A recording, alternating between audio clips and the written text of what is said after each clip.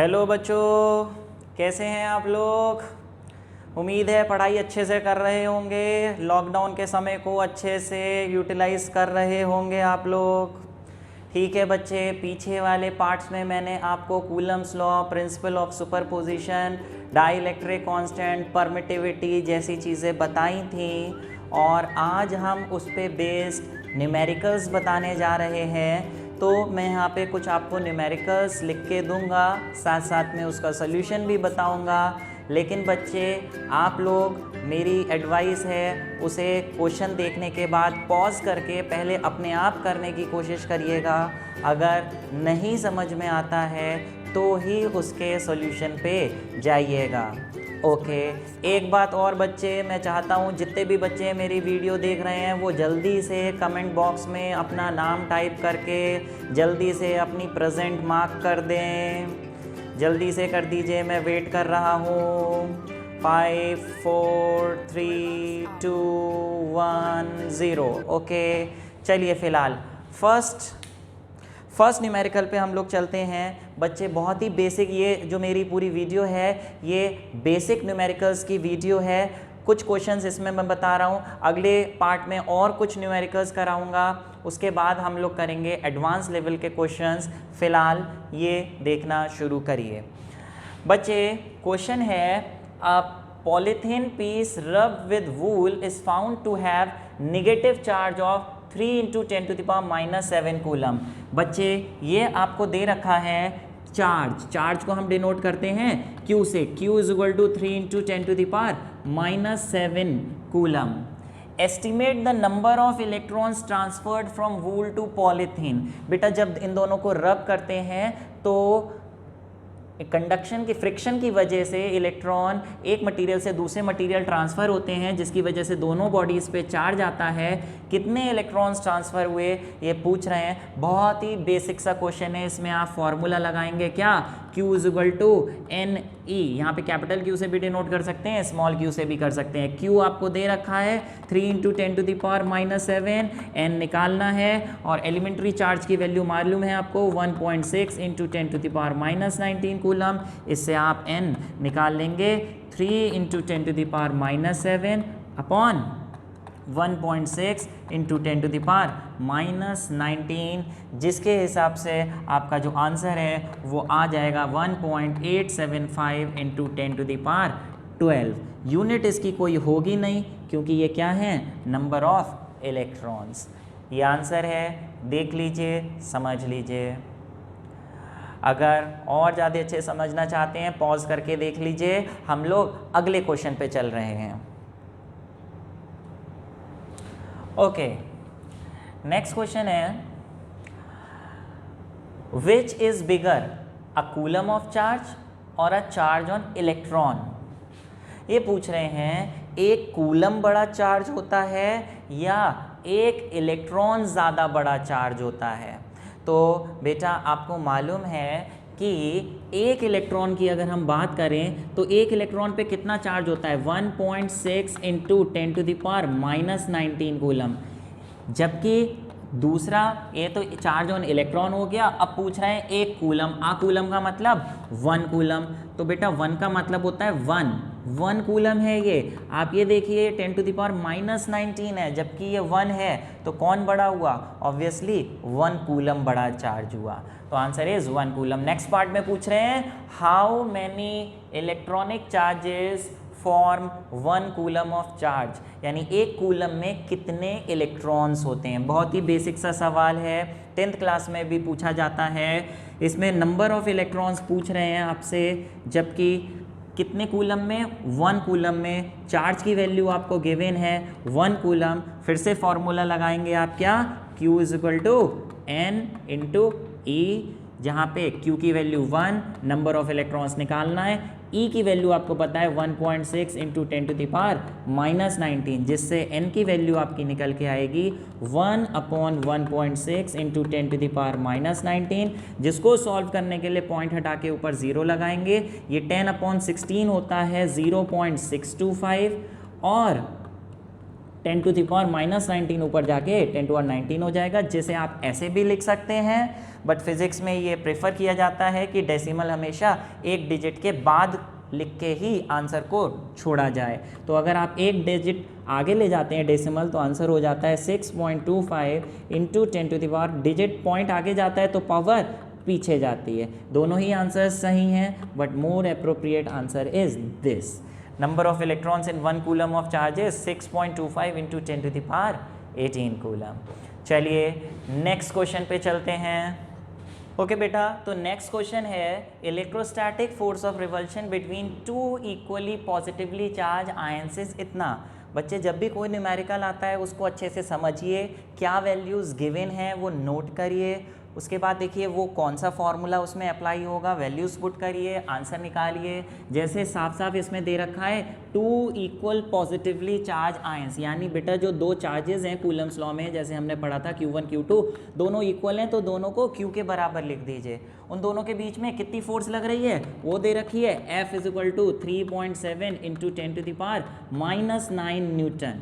Okay, when they are separated by a distance of 5 angstrom, distance R से denote होता है, 5 angstrom लिखा है बच्चे, एंगस्ट्रॉम को ऐसा ही यूनिट में करेंगे तो 10⁻⁻10 मीटर लिखेंगे।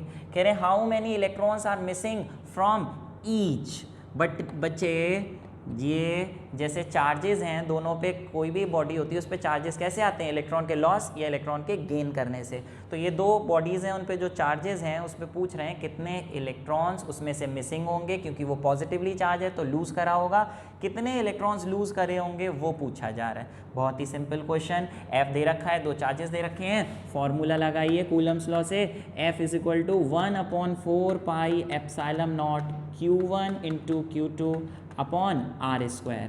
वैल्यूज़ दे रखी हैं, F दे रखा है आपको 3.7 इंटू 10⁻⁻9, 1/ε0 की वैल्यू क्या 9 इंटू 10⁻9, Q और Q सेम है तो Q into Q² upon distance 5 into 10⁻⁻10। Okay, ये सारी चीज़ें दूसरी तरफ ले जाएं, Q² एक तरफ रहने दें तो Q² हो जाएगा आपका 3.7 इंटू 10⁻⁻9 इंटू 5 इंटू 10⁻⁻10 अपॉन ये चीज़ नीचे आएगी 9 इंटू 10⁻9। बच्चे इसको सॉल्व कर लीजिए, ये 10⁻9 10⁻10 हो जाए 10⁻19 और ये ऊपर जाके -19 -9 -28 और ये हो गया 3.7 इंटू 5 कितना होता है जल्दी से देखिए, 3.7 इंटू 5, 5 से 35 का 3, 5 3 15 फिर 18.5 अपॉन 9 इंटू 10⁻⁻28, ये आपका आंसर हो गया। इसे सॉल्व करिए, ये Q² है, इसे Q निकालने के लिए इसका पूरा अंडर रूट लेंगे, जो भी अंडर रूट आएगा वो अंडर रूट लेने के बाद आप क्या करेंगे, Q = Q की जगह N इंटू E लिखेंगे। यहाँ पे जो भी आंसर होगा उसमें N निकालने के लिए जो भी इधर आंसर आया होगा उसे E से, E की वैल्यू कितनी होती है 1.6 इंटू 10⁻⁻19 कूलम, तो इससे डिवाइड कर देंगे, N की वैल्यू निकालेंगे, मैच करिएगा। वहाँ पे मैंने आंसर 2 दिया है, 2 से मैच हो रहा है या नहीं हो रहा है। बच्चे इतना खुद कर लेना वरना बहुत टाइम लग जाएगा सॉल्व करने में, इतना तो कर सकते हो, ठीक है, करके देखो और कमेंट करो कि आंसर मैच कर रहा है या नहीं कर रहा है। नहीं कर रहा हो तो राइट आंसर मेरे को नीचे लिख के बता देना, ठीक है। ओके, ये देख लीजिए भैया, समझ पा रहे हैं, आगे बढ़ें, चलो चलो भैया अगले क्वेश्चन पे आ जाओ। अगला question, electrostatic force on a small sphere of charge due to another charge is इतना न्यूटन। दो चार्जेस दे दिए भैया, दो चार्जेस की वैल्यू लिख दो।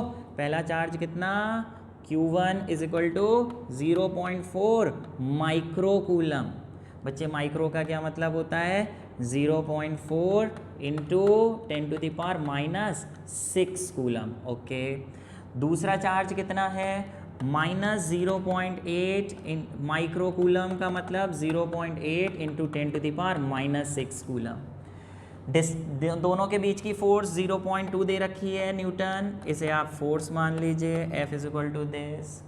What is the distance between the two spheres? इससे सिंपल क्वेश्चन नहीं हो सकता, डिस्टेंस पूछा है, दो चार्जेस दे रखे हैं, बच्चे ये तो खुद कर सकते हो, फॉर्मूला मैं यहाँ पे लिख दे रहा हूँ, F इज इक्वल टू के Q1 Q2 upon R square. के मैंने लिख दिया है, हालांकि के का मतलब यहाँ 1/4 पाई एप्सिलॉन नॉट है, जिसकी वैल्यू 9 × 10⁻9 होती है। तो बेटा यहाँ से आर स्क्वायर का फॉर्मूला होगा के Q1 Q2 अपॉन F, यहाँ पे k की वैल्यू डालिए 9 × 10⁻9, Q1 Q2 की वैल्यू डालिए, ये दोनों जो दे रखी हैं, और अपॉन फोर्स करिए जो कि 0.2 दे रखी है, इससे आर स्क्वायर निकलेगा, उसका अंडर रूट करिए, अंडर रूट करने से दोनों के बीच की डिस्टेंस आ जाएगी। फिर से आपका वही काम हो गया, आंसर निकालिए, अंडर रूट करिए, मैच करिए, आ रहा है तो लिखिए कमेंट बॉक्स में, नहीं आ रहा है तो सही आंसर मुझे बता दीजिए, मैं इसको सही करवा दूंगा। ओके, फिलहाल what is the force on the next part, B part. अच्छा भैया ए पार्ट दे रखा है, तो जब बोर्ड्स में करोगे आप तो नंबरिंग ज़रूर डाल देना कि ये ए पार्ट था और ये आप जगह छोड़ के थोड़ा सा B part. What is the force on the second sphere due to first sphere? बच्चे अगर पहला स्फीयर दो चार्जेस हैं, एक प्लस एक माइनस, अगर ये दोनों एक दूसरे पे, पहला वाला चार्ज दूसरे पे 0.2 न्यूटन की फोर्स लगा रहा है, तो दूसरा वाला भी पहले पे कितनी लगाएगा, same, equal and opposite force लगती है, न्यूटन थर्ड लॉ। लेकिन आप फोर्स की वैल्यू तो वही 0.2 न्यूटन लिखेंगे, लेकिन ये अट्रैक्टिव होगी या रिपल्सिव, अट्रैक्टिव, तो इसलिए ब्रैकेट में अट्रैक्टिव लिख देंगे। अच्छा बेटा एक बात और ध्यान रख लीजिए आगे के न्यूमेरिकल्स के लिए, ये जब हम फॉर्मूला लगाते हैं, इस फॉर्मूले से अगर हम F फोर्स की वैल्यू निकालते हैं तो उसका फोर्स का हम मैग्नीट्यूड निकालते हैं, और मैग्नीट्यूड निकालते समय यहाँ Q1 और Q2 की जो भी वैल्यूज़ दे रखी होंगी उसमें साइन को कंसिडर नहीं करेंगे। जैसे इस क्वेश्चन में दूसरा वाला जो चार्ज है वो नेगेटिव था, पहला वाला पॉजिटिव था, लेकिन यहाँ पे वैल्यू नेगेटिव में नहीं डालोगे, यहाँ सिर्फ वैल्यूज़ डालोगे, सिर्फ वैल्यूज़ डालोगे, कोई प्लस माइनस साइन नहीं आएगा, सिर्फ आपको मैग्नीट्यूड निकालना है।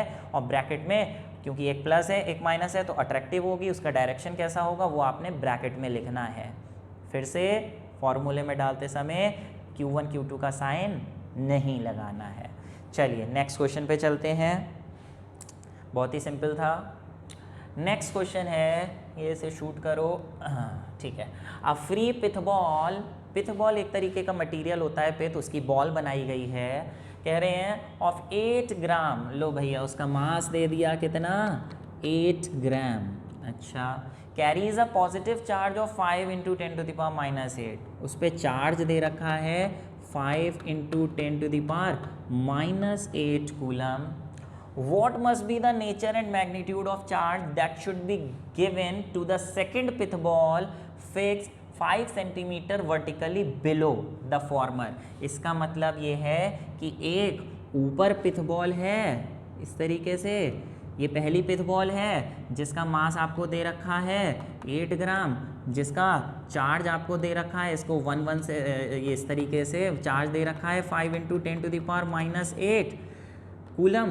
तो ये कह रहे हैं कि ये जो ए पिथ बॉल है इस तरीके से, इसके नीचे एक दूसरी पिथ बॉल है, कितने नीचे है बी पिथ बॉल, 5 सेंटीमीटर नीचे है, 5 सेंटीमीटर नीचे है दूसरी पिथ बॉल। तो कह रहे हैं इस वाली पिथ बॉल को एक तो उसका नेचर कैसा हो चार्ज का, एंड मैग्नीट्यूड कितना हो, मतलब इस पे जो दूसरी वाली बॉल है, let this charge be Q B, let this charge be Q A, इस वाली पे कितना चार्ज हो, कितना चार्ज, और नेचर का मतलब साइन क्या हो, प्लस या minus, so that the upper pith ball is stationary, ऊपर वाली जो पिथ बॉल है वो रुकी रहे। तो बेटा आप ये देखिए, स्टेशनरी ये रखने के लिए हमें यानी ये देखना है कि सबसे पहले तो आप कंसिडर करेंगे कि इस पे फोर्सेस कौन कौन सी लग रही होंगी। आप देखिए ये इसका मास 8 ग्राम है, तो अपने वज़न की वजह से एक फोर्स तो इस पे वेट की नीचे की तरफ लग रही होगी, और जिसकी वजह से ये नीचे गिरना चाहेगी, लेकिन हम चाहते हैं कि अपर पिथ बॉल स्टेशनरी रहे। स्टेशनरी रहने के लिए इस पे एक फोर्स और लगनी पड़ेगी, वो भी किस डायरेक्शन में लगनी पड़ेगी, जी हाँ, किस डायरेक्शन में? ऊपर लगनी पड़ेगी, और ऊपर जो फोर्स लगेगी ए पे बी की वजह से, तो उसे हम एफ ए बी से डिनोट करते हैं। और अगर हमें चाहिए ये स्टेशनरी रहे तो इसके लिए ज़रूरी है कि जितनी नीचे इसकी फोर्स लग रही थी उतनी ही ऊपर लगे, ये कैंसिल कर दें, तभी ये रुकी रह सकती है। तो for the ball A to be stationary, F A B should be equal to M G. Formula क्या होता है दो चार्जेस के बीच? के Q1 QA QB लिख दे रहे हैं यहाँ पे, क्योंकि A और B दो चार्जेस हैं, और इनके बीच का जो डिस्टेंस है वो R से डिनोट करने की बजाय, R से भी कर सकते हैं वैसे, लेकिन मैं प्रिफर करता हूँ A और B के बीच निकाल रहे हैं तो डिस्टेंस भी AB लिख दीजिए, AB स्क्वायर। अब जब यहाँ पे वैल्यूज़ आप डालेंगे तो मेक इट श्योर कि सारी वैल्यूज़ SI यूनिट्स में होनी चाहिए। आपको निकालना क्या है? QB निकालना है, तो बाकी सारी वैल्यूज़ डालिए। यहाँ पे K की वैल्यू है बच्चे 9 × 10⁻9। QA A पे कितना चार्ज है? ये दे रखा है 5 × 10⁻−8, और QB हमें निकालना है, और AB कितना है? 5 सेंटीमीटर। बच्चे इसे मीटर में करना पड़ेगा, मीटर में करने के लिए 10⁻², स्क्वायर करना मत भूलना, कई बच्चे स्क्वायर करना भूल जाते हैं। मास कितना दे रखा है? 8 ग्राम, बट SI यूनिट क्या होती है? kg, तो इसे 8 ग्राम को kg में करिए, 8 × 10⁻−3, और g की वैल्यू लेट से, क्योंकि यहाँ पे वैल्यू दे नहीं रखी है तो बच्चे हमने यहाँ पे g की वैल्यू 9.8 ही लगानी होगी। अगर क्वेश्चन में गिवन होगी तब ही g की वैल्यू 10 कंसिडर करेंगे, नहीं तो 9.8 कंसिडर करेंगे। इस तरीके से ये सारी वैल्यूज़ उधर ले जाएंगे, QB यहीं रहेगा, तो QB का फॉर्मूला हो जाएगा आपका 8 × 10⁻³ × 9.8, ये ऊपर जाके 25 हो जाएगा, और 10⁻⁻4 अपॉन ये सारी चीज़ नीचे आएगी, लिख दे रहा हूँ 9 × 9 5 5 9 45, और -9 और -8 10⁻1। इसे कैलकुलेट करिए, जो भी आंसर आता है मैच करिए। अब हमने इसकी वैल्यू तो निकाल ली कि क्या होगी इस फॉर्मूले से, लेकिन इसका साइन भी निकालना है। बच्चे आप देखिए, हम चाहते थे कि इस पे एक फोर्स नीचे लगी है तो दूसरी फोर्स ऊपर लगे, तभी equal and opposite force cancel करके स्टेशनरी रख पाएंगी। तो ऊपर इस पे तभी लगेगी फोर्स, क्योंकि पहला वाला चार्ज जो है उस पर पॉजिटिव चार्ज था, इस पर पॉजिटिव चार्ज था, तो ऊपर फोर्स लगने के लिए हमें चाहिए कि इस वाले का भी चार्ज क्या हो? पॉजिटिव, तभी पॉजिटिव को रिपेल करके ऊपर धक्का मारेगा। तो इसलिए जो भी आंसर आएगा उसके ब्रैकेट में आप इसका नेचर लिख देंगे कि क्या होना चाहिए? पॉजिटिव। वो आंसर में दे रखा है, एक बार देख लीजिए, कॉपी में पूरा सॉल्व करिए, सॉल्व करने के बाद ही आगे बढ़िएगा, मैच करिएगा आंसर सेम आ रहा है या नहीं। चलिए नेक्स्ट क्वेश्चन, आगे बढ़ें, इसे हटाओ पहले, ठीक है बच्चे। नेक्स्ट क्वेश्चन जो है प्यारे, वो इसी पार्ट पे बेस्ड है जो मैंने अभी बताया आपको। ये ऊपर क्वेश्चन अभी हम करके आए हैं, जिसका आंसर ये था। सेकंड पार्ट क्या है इसका देखिए, कह रहे हैं suppose in above problem sphere A and B have identical sizes, a third sphere of same size but uncharge is brought in contact with first. बच्चे कह रहे हैं आइडेंटिकल साइजेस हैं and finally remove from both. Okay, what is the new force of repulsion? बच्चे पहले पे कितना charge था? Q1 = 5 × 10⁻⁻8। सेकेंड वाले का चार्ज हम कितना निकाल चुके हैं? वो आंसर आ चुका है 4.36 × 10⁻⁻7। दोनों पॉजिटिव हैं। उन दोनों के बीच का डिस्टेंस कितना था? दे रखा था 5 सेंटीमीटर, का मतलब 5 × 10⁻⁻2 मीटर। ठीक है, कह रहे हैं क्या करा, ये जो दो स्फीयर्स थे, स्फीयर्स ले रहे हैं, ये ए स्फीयर मान ले रहे हैं, ये बी स्फीयर मान ले रहे हैं। इस पे चार्ज QA था, इस पे QB था, और इन दोनों के बीच की डिस्टेंस भी दे रखी है। क्या करा बेटा, ये अपने आप में एक अलग क्वेश्चन है, अलग तरीके का, ध्यान से समझिए। इसमें क्या किया, एक तीसरा स्फीयर लाए सेम साइज का, identical but uncharge, is brought in contact with first. बच्चे ये कंसेप्ट यहाँ क्या है, चार्ज बॉडी से दूसरी कोई भी बॉडी चाहे चार्ज हो चाहे अनचार्ज हो उसे टच कराते हैं तो बेटा टच कराने से चार्ज ट्रांसफ़र होगा। ये पॉजिटिवली चार्ज है तो इसका चार्ज इस पर ट्रांसफ़र होगा, लेकिन टच कराने से कितना चार्ज ट्रांसफ़र होगा? अगर आइडेंटिकल साइज है तो आप क्या करेंगे, दोनों में इक्वल चार्ज ट्रांसफ़र हो जाएगा। जितना इस पे है उतना ही इस पे आ जाएगा, हाफ इधर चला जाएगा, हाफ इधर रह जाएगा।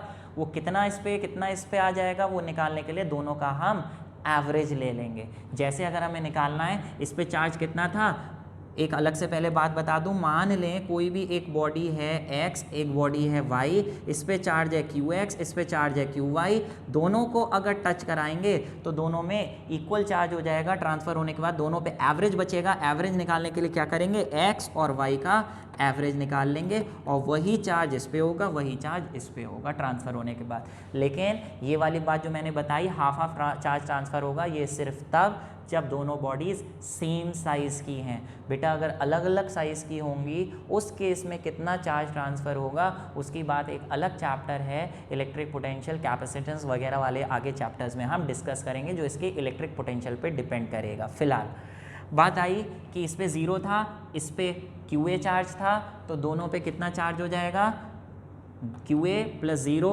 अपॉन 2, QA प्लस 0 अपॉन 2, यानी दोनों पे कितना हो जाएगा, C वाली पे और A वाली पे, A वाली पे हो जाएगा आपका QA बाई 2 और C वाली पे भी कितना बचेगा, QA बाई 2। ठीक है, क्योंकि वो पहले से अनचार्ज थी, 0 चार्ज था।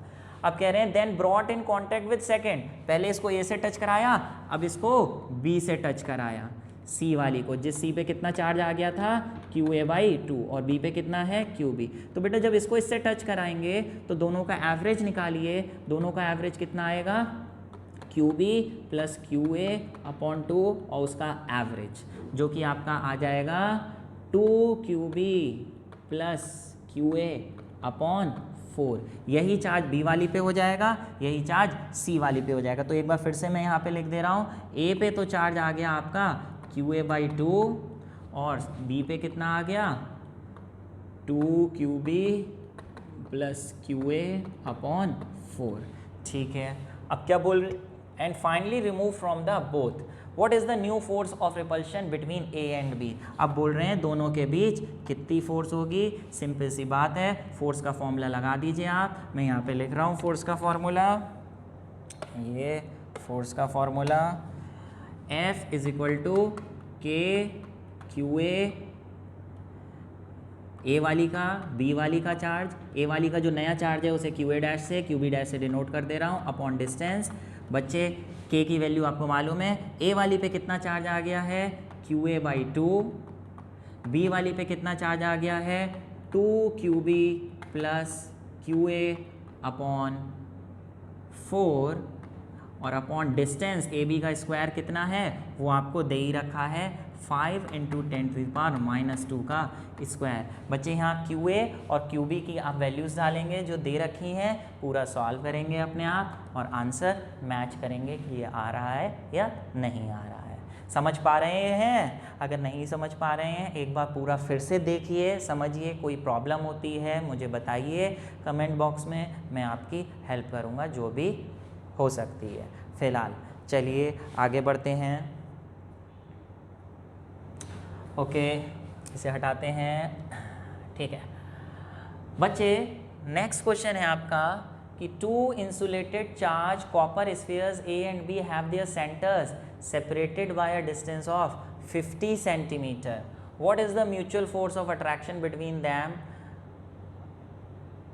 If charge on each is इतना। बहुत ही सिंपल है भैया, ये आप खुद करेंगे, मैं सिर्फ हेल्प कर रहा हूँ। दो चार्जेस हैं, दोनों पे चार्ज दे रखा है, Q1 भी आपको दे रखा है 6.5 इंटू 10⁻⁷ कूलम और Q2 भी यही दे रखा है। दोनों के बीच का डिस्टेंस 50 सेंटीमीटर, जिसको आप मीटर में करेंगे तो 0.5 मीटर हो जाएगा। दोनों के बीच की फोर्स निकालनी है, सिंपल फार्मूले से आप निकाल लेंगे K Q1 Q2 upon R²। K की वैल्यू 1/4πε0 की 9 इंटू 10⁻⁹ करके वैल्यूज़ डाल के आंसर निकालेंगे, वो मैच करेंगे। कह रहे हैं what is the force of repulsion if each sphere is charge to double amount and the distance between them is halved. बच्चे यहाँ पे कह रहे हैं अभी पहले तो ये फोर्स थी, अब नई फोर्स कितनी हो जाएगी एफ डैश अगर दोनों स्फीयर्स को डबल चार्ज कर दिया और डिस्टेंस हाफ कर दिया। तो बेटा फोर्स का फॉर्मूला जो नया है 1/4πε0 Q1 Q2 upon R square तो होता ही है, लेकिन यहाँ नया चार्जेस की वैल्यू लिखेंगे Q1 डैश Q2 डैश, जिसमें आपको बोल रहे हैं कि Q1 डैश कितना कर दिया, डबल कर दिया Q1 का, और Q2 भी कितना कर दिया, डबल कर दिया। तो बेटा और डिस्टेंस क्या कर दिया, डिस्टेंस हाफ कर दिया। तो पहले इसे सॉल्व कर लो, इसे चलो के लिख दे रहे हैं। जब आप इसे सॉल्व करोगे तो 2 2 4 होगा और नीचे आर स्क्वायर अपॉन 4 आएगा, 4 ऊपर चला जाएगा जिसकी वजह से ऊपर 16 बन जाएगा। तो 16 के Q1 Q2 upon R square हो जाएगा। इसका मतलब ये वैल्यू तो आप पहले निकाल ही चुके थे, जो भी आंसर आया था। नई फोर्स जो होगी वो पुरानी फोर्स के कितने टाइम्स हो जाएगी, 16 टाइम्स। तो डायरेक्ट आप यहाँ पे F की वैल्यू जो यहाँ से आपने निकाली थी वो यहाँ पर डाल देंगे और उसे 16 टाइम्स करके नई वैल्यू आपकी आ जाएगी। ये तो था आपका बी का फर्स्ट पार्ट। अभी सेकंड पार्ट भी है, कह रहे हैं नई फोर्स बताइए कितनी हो जाएगी if they are placed in water. तो बच्चे यहाँ से जो भी आपने आंसर निकाला था Q1 Q2 upon R square, इसमें सेकंड पार्ट में पूछ रहे हैं वाटर में रखने से पहले चार्जेस वैक्यूम में रखे हुए थे, लेकिन अब उन्हें वाटर के अंदर रख दिया। तो आपको मालूम है, आपको पढ़ाया गया है कि जो नई फोर्स होती है किसी भी दूसरे मीडियम में रखने पर पुरानी फोर्स की 1/k टाइम्स हो जाती है, जहाँ पे k का मतलब होता है डाइलेक्ट्रिक कांस्टेंट, और डाइलेक्ट्रिक कांस्टेंट आपको दे रखा है 80। तो जो भी आपकी फर्स्ट पार्ट में फोर्स की वैल्यू आई है वो यहाँ पे डाल दीजिए, उसे अपॉन 80 करके नई फोर्स निकाल लीजिए। ये इस तरीके से पार्ट है, एक बार समझ लीजिए। ओके, अगले क्वेश्चन पे चलें। चलो भैया, तो समझ पा रहे हैं आप जो भी चल रहा है? समझ में आ रहा है? मुझे बताइए। नहीं समझ में आ रहा है तो बताइए, ताकि मैं अगली वीडियो न्यूमेरिकल्स की आपके हिसाब से और अच्छी तरीके से समझा पाऊँ। समझ में आ रहा है तो मुझे बताइए हाँ कैसा समझ में आ रहा है।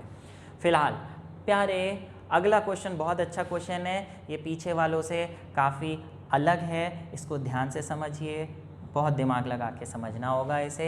यहाँ पे ये बोल रहे हैं कि यहाँ पे कि 3 पॉइंट चार्जेस रखे हुए हैं वर्टिसेस पर इक्विलेटरल ट्राइंगल जिसकी तीनों साइड 20 सेंटीमीटर है। What should be the sign and magnitude of charge to be placed at the mid point M। यहाँ पे कितना चार्ज रखें, कितना चार्ज यहाँ पे रखें, ये पूछ रहे हैं कितना रखें कि चार्ज ए स्टेशनरी हो जाए। तो जो चीज़ पूछी है वो मैं यहाँ लिख दे रहा हूँ। क्यू का पूछा है एम पे कितना चार्ज रखें जिसकी वैल्यू क्यू है, कितना रखें कि चार्ज ए स्टेशनरी हो जाए। बच्चे क्योंकि यहाँ पे दे रखा है कि ए को स्टेशनरी बनाना है, यानी ए पे नेट फोर्स कितनी होनी चाहिए स्टेशनरी होने के लिए, 0। तो नेट फोर्स 0 करने के लिए सबसे पहले आपको ये देखना होगा कि ए पे आखिरकार कितने लोग धक्का मारेंगे या कितने लोग खींचेंगे, कितने लोग उस पर फोर्स लगाएंगे। तो आप देखिए ए के पड़ोस में कितने सारे चार्जेस हैं, एक ये है, एक ये है, एक ये है। तो इस पर 3 लोग फोर्स लगाएंगे। तीनों की फोर्स किस किस डायरेक्शन में होगी पहले वो निकालिए, उसका रिजल्टेंट क्या होगा वो देखना होगा, लेकिन उसका रिजल्टेंट क्या होना चाहिए, 0, क्योंकि उस चार्ज को स्टेशनरी रहना है। नेट फोर्स 0 होनी चाहिए ए पे। तो सबसे पहले ये देखिए कि ज़रा जो बी चार्ज है, बी चार्ज जो माइनस है वो ए को कहाँ ले जाएगा, खींचेगा या धक्का मारेगा। माइनस है तो प्लस को ऑब्वियसली खींचेगा। ये हम यहाँ पे इस फोर्स का नाम लिख दे रहे हैं, force on A due to B. ठीक है, अब सी वाला देखिए, सी वाला माइनस है, ये प्लस को क्या करेगा, खींचेगा। तो किस डायरेक्शन में फोर्स लगेगी, ऐसे, जिसका नाम लिख दे रहे हैं force on A due to C. अच्छा, ये बताइए पहले कि इन दोनों का रिजल्टेंट किस डायरेक्शन में आएगा। ऑब्वियसली इन दोनों का रिजल्टेंट आएगा बीच के डायरेक्शन में। इस फोर्स का नाम लिख देते हैं हम, let it be F. Okay, अब बेटा बात आई कि इस पे नेट फोर्स 0 होने के लिए क्या चाहिए, जो तीसरा चार्ज है वो इसको कहाँ धक्का मारे, कि इसकी जो रिजल्टेंट फोर्स थी वो कैंसिल हो जाए। ऑब्वियसली रिजल्टेंट फोर्स नीचे आ रही थी तो इस पर एम वाला कहाँ धक्का मारे, ऊपर की तरफ धक्का मारे, ताकि इसकी रिजल्टेंट फोर्स ज़ीरो हो जाए। उसके लिए इस पर कैसा चार्ज होना चाहिए, ये प्लस है तो इस पर कैसा होना चाहिए, प्लस होना चाहिए। एक तो ये बात पता चली, और ये वाला जो इस पर ऊपर धक्का मारेगा उस फोर्स का नाम लिख दे रहे हैं force on A due to M. अब बेटा बात ये आई कि नेट फोर्स फॉर, यहाँ हम लिख दे रहे हैं for A charge A to B in equilibrium, short में लिख रहा हूँ, क्या होना चाहिए, फोर्स ए एम किसके बराबर होनी चाहिए, एफ के बराबर होनी चाहिए। तो बेटा एफ ए एम अलग निकालिए, एफ अलग निकालिए, दोनों की वैल्यूज़ यहाँ पुट करिए, आपका अपने आप आंसर निकल आएगा कि क्यू एम या क्यू की वैल्यू क्या होगी। चलिए तो सबसे पहले एफ़ निकालते हैं हम लोग। एफ़ जो है वो इन दोनों का रिजल्टेंट है बच्चे। पहले आपको हमेशा डायग्राम में ये करना चाहिए, जितनी भी फोर्सेस लग रही हैं अगर उन फोर्सेस में से कोई फोर्सेस इक्वल हैं मैग्नीट्यूड में तो आप डायग्राम के पड़ोस में लिख दीजिए, इससे बहुत आसान हो जाएगा न्यूमेरिकल का आंसर निकालना। जैसे आप देख पा रहे हैं ये एफ ए बी और एफ ए सी वाली जो फोर्स है ये दोनों सेम होंगी, क्योंकि ये वाली फोर्स भी 2 और 3 के बीच है, ये वाली भी फोर्स 2 कूलम माइक्रो कूलम और 3 के बीच है, चार्जेस इक्वल हैं और डिस्टेंस भी इक्वल है तो फोर्सेस भी इक्वल होंगी। हम यहाँ पे F A B is equal to F A C लिख दे रहे हैं। अब ये जो रिजल्टेंट फोर्स F है बेटा, बताइए जो F है, क्योंकि ए बी और ए सी का रिजल्टेंट है तो इन दोनों के रिजल्टेंट का फॉर्मूला क्या होगा, F A B square plus F A C square plus 2FAB FAC cos theta. Theta मतलब इन दोनों फोर्सेस के बीच का एंगल, ये एंगल जो कि कितना होगा, हाँ जी 60 डिग्री, क्योंकि इक्विलेटरल ट्रायंगल है। वैल्यूज़ डालने से पहले आप देखिए दोनों फोर्सेस इक्वल थी, तो जब इक्वल है तो आप ऐसा करिए, यहाँ तो FAB लिखा ही रहने दीजिए और इस FAC की जगह भी FAB लिख दीजिए। तो बच्चे यहाँ पे भी 2FAB FAB कितना हो जाएगा, FAB स्क्वायर और कॉस थीटा, थीटा की जगह कॉस 60। अभी देखिए बच्चे ये FAB स्क्वायर हो गया आपका 2FAB स्क्वायर और थीटा की वैल्यू कॉस 60 कितना होता है, कितना कॉस 60 होता होगा, चलो भैया 1/2 इतना ही होता है, ठीक है 1/2, यहाँ से 2 से 2 कटा आपका, ये कितना हो गया आपका 2FAB स्क्वायर 3FAB स्क्वायर, जो कि अंडर रूट करेंगे तो 3 तो बाहर ऐसे ही रहेगा, जबकि ये हो जाएगा FAB। ठीक है प्यारे, अब देखिए अब यहाँ पे वापस आ जाते हैं भैया। For the system A to B in equilibrium F should be equal to FAM। यहाँ पे F की जगह आपने वैल्यू जो निकाली है वो डाल दीजिए, ये F निकाला है √3FAB और यहाँ है FAM, दोनों तरफ फार्मूला डाल दीजिए। फार्मूला क्या है, कूलम्स लॉ से KQA/QB अपॉन R स्क्वायर की जगह हम लिखेंगे AB स्क्वायर। ऐसे ही क्योंकि दो चार्जेस हैं A और M के बीच फोर्स निकालनी है तो एक चार्ज लिख दे रहे हैं QA, एक चार्ज लिख दे रहे हैं QM, और दो A और M के बीच फोर्स निकालनी है तो डिस्टेंस भी A और M के बीच का ही लेंगे। ऐसा करने से ये आसानी हो जाती है बेटा, K से K कट गया, QA से QA कट गया। यहाँ सिंपल वैल्यूज़ डाल दीजिए। QB कितना है, B पे रखा है 3, अरे माइनस मत लिख देना, मैंने बोला यहाँ साइन नहीं लिखना है, माइक्रो कूलम यानी 10⁻⁻6 अपॉन A से B कितना डिस्टेंस है 20 सेंटीमीटर, सेंटीमीटर मत लिख देना, यहाँ पे 20 × 10⁻⁻2 लिखेंगे मीटर करके। ऐसी QM पे कितना चार्ज है वो तो आपको निकालना है, और A से M, अरे A से M डिस्टेंस तो दे ही नहीं रखी है तो ये आपको पहले आपको अलग से निकालनी पड़ेगी। आप ये देखिए ये एक ट्रायंगल बन रहा है, राइट एंगल ट्रायंगल, ये मैं यहाँ पे अलग से बना ले रहा हूँ, जिसमें ये A M और B ये है 20 सेंटीमीटर, ये है 10 सेंटीमीटर। तो आप ये निकाल लीजिए पाइथागोरस थ्योरम से। AM स्क्वायर कितना होगा, AB square minus BM square यानी 20 square minus 10 square, 400 minus 100 is equal to 300। बेटा इसका अंडर रूट करने की ज़रूरत नहीं है क्योंकि हमें पूरा AM स्क्वायर चाहिए, तो AM स्क्वायर हम यहाँ पे लिख देंगे। लेकिन प्यारे ये सेंटीमीटर में है भैया, इसे सेंटीमीटर में आप अगर मीटर में करते तो क्या करते, √300 सेंटीमीटर, मीटर में करने के लिए √300 इंटू 10⁻⁻2 करते तो ये मीटर में होता। तो बेटा अगर यहाँ से वैल्यू आप यहाँ डालेंगे, SI यूनिट्स में आप डालेंगे, तो आप इसका स्क्वायर करेंगे, इसका स्क्वायर जब करेंगे तो √300 का स्क्वायर तो हो जाएगा 300 और -2 का स्क्वायर हो जाएगा -4। तो बेटा ये मैंने कुछ ज़्यादा ही तामझाम कर दिया, इसको थोड़ा सा हम सिंप्लीफाई कर सकते थे डिस्टेंसेस को, क्योंकि आप देख रहे हैं इधर भी डिस्टेंस है, इधर भी डिस्टेंस है। तो अगर आप चाहें तो इधर भी सेंटीमीटर में छोड़ सकते हैं, क्योंकि दोनों तरफ स्क्वायर करने पे सेंटीमीटर स्क्वायर यूनिट्स कैंसिल हो जाएंगी। तो ऐसे जितने भी क्वेश्चंस हैं, जिन क्वेश्चन में कुछ वैल्यू इधर भी डालनी है, कुछ वैल्यू उधर भी डालनी है, तो आपको यूनिट्स चेंज करने की ज़रूरत नहीं है, आप यहाँ और वहाँ सेम यूनिट्स में डाल सकते हैं। तो मैं करके बता रहा हूँ, जैसे ये सेंटीमीटर में था ये भी, तो आप A से B 20 सेंटीमीटर था, तो आप ऐसे ही डाल दीजिए। ये तो देखिए 10⁻⁴ वैसे ही कट जाता है ना, तो इतना लंबा करने की क्या ज़रूरत थी, सेंटीमीटर में रहने दीजिए। AB है आपका 20 का स्क्वायर, और ये आपका कितना आया था AM स्क्वायर, ये सेंटीमीटर में ही रहने दीजिए। ये सिंपल सा हो गया आपका 300।